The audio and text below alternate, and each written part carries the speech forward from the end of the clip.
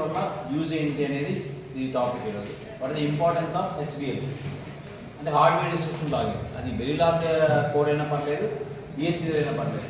ఈ లాంగ్వేజెస్ వల్ల యూజ్ ఏంటి? సో మీరు చెప్పచ్చు, what is the use of this language, hardware description language. అది ఎలా నుండి చదవకండి. So first thing abstraction. What is the meaning of abstraction? Imagination. So మీరు పైన చెప్పచ్చు అసలు వాట్ ఈజ్ వాట్ అనేది పైన చెప్పినా కూడా ఇది నీకు సర్క్యూట్ డయాగ్రామ్ తయారు చేసి ఇచ్చేస్తుంది. అది అడ్వాంటేజ్ ఎవరి వల్ల? సాఫ్ట్వేర్ వల్లే కదా. అక్కడ మీకు ఏదో మీకు ఒక కంప్యూటర్ సైన్స్ వాడు వచ్చాడు, వాడికి డయోడ్స్ ఇవన్నీ తెలియదు, సర్క్యూట్ అంటే డిజైన్ చేయాలి, వైర్ కనెక్షన్ అంటే వాళ్ళు తెలియదు, వాడికి సి ప్రోగ్రామింగ్ వచ్చు, వాడు రాశాడు if a equal to b, b equal c అని రాసేసి చేస్తే. బట్ ఇది this tool, HDL tool will help you to convert to డైరెక్ట్గా ఒక సింథసైజ్డ్ సర్క్యూట్ లాగా ఇచ్చేస్తారు. అంటే ఐసీ డిజైన్ రానోడు కూడా ఐసీ డిజైన్ చేయొచ్చు, అని ఏం తెలియకున్నాడు ఊహించుకొని కూడా సర్క్యూట్ తయారు చేయొచ్చు.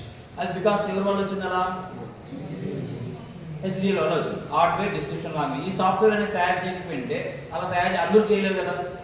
ఈవెన్ మనకైనా సరే, ఈసీ వాళ్ళమైనా సరే, ప్రతి దాని సర్క్యూట్ డయాగ్రామ్ తయారు చేయడం అనేది కష్టమైపోతుంది. ప్రోగ్రామ్ రాయడం ఈజీ, నోట్తో చెప్పడం ఈజీ. ప్రోగ్రామ్ ఈజీ అంటే బట్ లాంగ్వేజ్ నోట్తో చెప్తున్నాం, ఫిజికల్గా చేయాల్సిన అవసరం లేదు. సో వీటి వల్ల మనకి ఏమొచ్చింది? ఈరోజు ప్రోగ్రామ్ డిజైన్ చేస్తున్నాం, సర్క్యూట్ డిజైన్ చేస్తున్నాం, వెరిఫికేషన్ కూడా చేస్తున్నాం. అంటే ప్రింట్ అవ్వకముందే ముందే వెరిఫై చేస్తున్నాం, తప్పులు ఏమైనా ఉంటే కరెక్ట్ చేసుకుంటున్నాం. ప్లస్ ఈ మాడ్యూల్ అనే కాన్సెప్ట్ ద్వారా, మాడ్యూల్ అని ఇప్పుడు అన్ని మాడ్యూల్ ఒకసారి హాఫ్ యాడర్ అనే మాడ్యూల్ రాసామనుకో, ఫుల్ యాడర్లో హాఫ్ యాడర్ వాడుకోవచ్చా లేదా? దాన్ని రీయూజబిలిటీ అంటారు, ఆర్ హైరార్కికల్ అంటారు. అంటే దాన్ని పెంచుకుంటూ వెళ్ళడం. హైరార్కికల్ అంటే ఇప్పుడు మీ నాన్న ఆల్రెడీ ఒక 0 నుంచి సంపాదన స్టార్ట్ చేశాడు, ₹1,00,000 సంపాదించాడు, మీరు ఆ ₹1,00,000 నుంచి స్టార్ట్ చేయాలి. That is called hierarchical. అంతే, మళ్ళీ మీ నాన్న 0 నుంచి స్టార్ట్ అయ్యి ₹1,00,000 సంపాదించాడు, మిమ్మల్ని కూడా 0 నుంచి ₹1,00,000 సంపాదించాడు పెడితే ఇంక గ్రోత్ ఎక్కడ ఉంటుంది?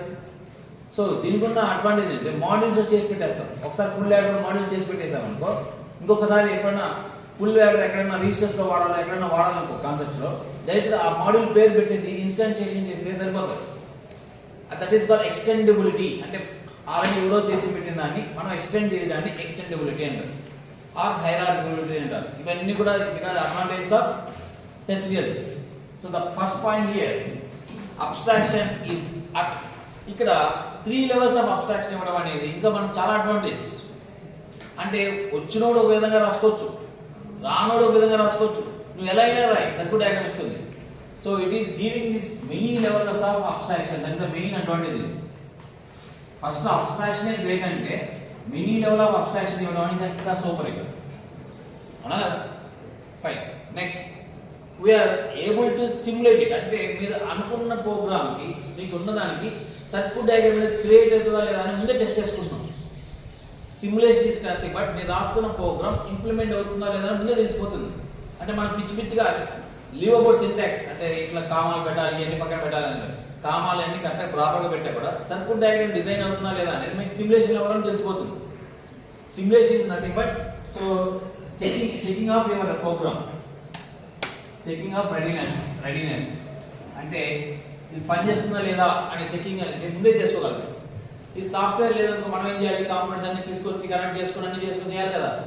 ఇప్పుడు ఆ డిఫికల్టీ అంతా తగ్గింది కదా because of this HDLs. Next synthesis. ఇప్పుడు ఫస్ట్ సింథసిస్ అనే పదం మనం మొత్తం హెచ్డిఎల్ అంతా వింటూనే ఉంటాం. ఫస్ట్ సింథసిస్ అంటే పెట్టుకోండి, the process of converting HDL code to logic circuit diagram is called as synthesis. The process of converting code అంటే VHDL ప్రోగ్రామ్ రాసాం కదా, that is converted to logic circuit diagram లాగా తయారైతే విత్ గేట్స్ అవి ఎంత ఉండేటివైతే that is called as synthesis. So మీకు రేపు ఎప్పుడైనా ల్యాబ్లో కూడా ఇదే వాడతాను నేను. అరే కోడ్ సిమ్యులేట్ అయిందా అంటే కోడ్ రన్ అయిందా లేదా, రే కోడ్ సింథసైజ్ అయిందా లేదా. సిమ్యులేషన్ వేరు, సింథసిస్ వేరు. What the difference? సిమ్యులేషన్ అంటే అది రన్ అయిందా లేదా అని, అంటే సర్క్యూట్ డయాగ్రామ్ ప్రోగ్రామ్ అనేది కరెక్ట్గా ఎగ్జిక్యూట్ అయిందా లేదా అని. సింథసైజ్ అంటే సర్క్యూట్ డయాగ్రామ్ క్రియేట్ అయిందా లేదా అని. What the difference? So this is ఇక్కడ. So the circuit is synthesized, all circuits almost. Next portability. ఇప్పుడు మైక్రోసాఫ్ట్ సిస్టంలో మనం ఒక జైలింగ్స్ అనే సాఫ్ట్వేర్లో ఈ ప్రోగ్రామ్ రాసేసి కోడ్ రాసేసి సర్క్యూట్ డయాగ్రమ్ డిజైన్ చేసి ఒక పెన్ డ్రైవ్లో వేసుకొని ఎక్కడికో అమెరికాకి వెళ్ళాం. వాడి దగ్గర మైక్రోసాఫ్ట్ లేదు, వాడి దగ్గర మైక్రోసాఫ్ట్ లేదు, వాడు యాపిల్ ఫోన్ వాడుతున్నాడు, మచింతోష్ సాఫ్ట్వేర్ ఉంది వాడి దగ్గర. అప్పుడు ఈ ప్రోగ్రామ్ పనిచేస్తుందా లేదా? పనిచేస్తుంది. అలా ఫెసిలిటీ ఇవ్వడం బట్టే దట్ పోర్టబిలిటీ. అంటే మనం ఒక కంప్యూటర్ రాస్తే వాడి దగ్గర వేరే కంప్యూటర్ వేరే ఆపరేటింగ్ సిస్టమ్ ఉన్నా కూడా వాడి దగ్గర కూడా పనిచేస్తుంది, ఇర్రెస్పెక్టివ్ ఆఫ్ ఏం ఆపరేటింగ్ సిస్టమ్ వాడుతున్నాం అనే దాన్ని బట్టి. దాన్ని పోర్టబిలిటీ అంటారు. ఎక్కడున్నా అదే విధంగా బిహేవ్ చేస్తే that is called as portability.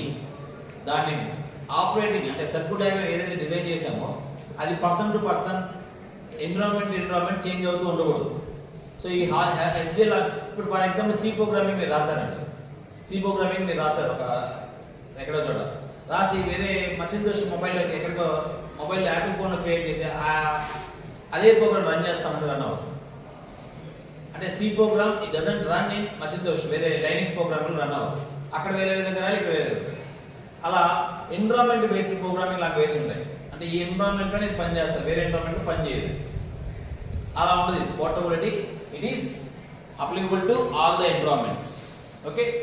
Next, ఎవడైనా ప్రోగ్రామ్ రాసిన వెంటనే దాన్ని డాక్యుమెంటేషన్ చేస్తాడు. అంటే డాక్యుమెంటేషన్ అంటే దాని ఇన్ఫర్మేషన్ రాస్తాడు. ప్రోగ్రామ్ అంటే ఈ సర్క్యూట్ డయాగ్రమ్ క్రియేట్ అవ్వడానికి ఒక మొబైల్ ఫోన్ తయారు చేశాడు అనుకోడు, దాంట్లో 1,00,000 ట్రాన్సిస్టర్లు వాడాడు, ఏ ట్రాన్సిస్టర్ ఎందుకు వాడాడు ఏంటి అనేది డాక్యుమెంటేషన్ చేసి పెడతాడు.